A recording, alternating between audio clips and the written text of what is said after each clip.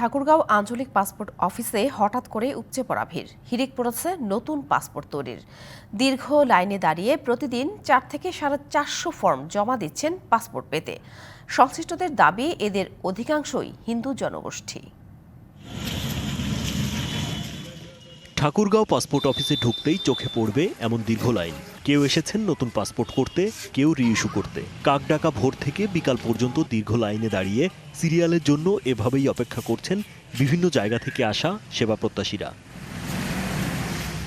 আগে যেখানে প্রতিদিন 50 থেকে 60টির মতো পাসপোর্টের আবেদন জমা পড়ত, সেখানে এখন প্রতিদিন 400 থেকে 450 আবেদন জমা পড়ছে। ঢালাইয়ে দৃঢ়তা, নির্মাণে নিশ্চয়তা, প্রিমিয়ার সিমেন্ট, ঢালাইয়ের রাজা। এই পাসপোর্ট অফিসের গেটে থেকে পূর্বে এবং পশ্চিমে অনেকটা লাইন ধরে তারা পাসপোর্ট করতে এসেছেন।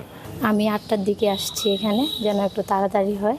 অনেকে আতঙ্কেই কাজ করতেছে, আর কতগুলো আপনার মনে করেন যে চিকিৎসার জন্য যাচ্ছে, কতগুলো স্টুডেন্ট ভিসায় যাচ্ছে।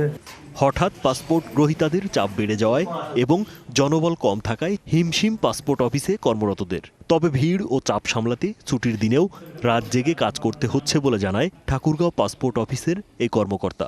মানে আমাদের এখানে জনবল হলো বা ছবি পিকচার করানোর জন্য লোক হলো 200 হোক, 250 হোক, 300 হোক, রাত্রে 9টা 10টা পর্যন্ত আমরা কাজ করতেছি।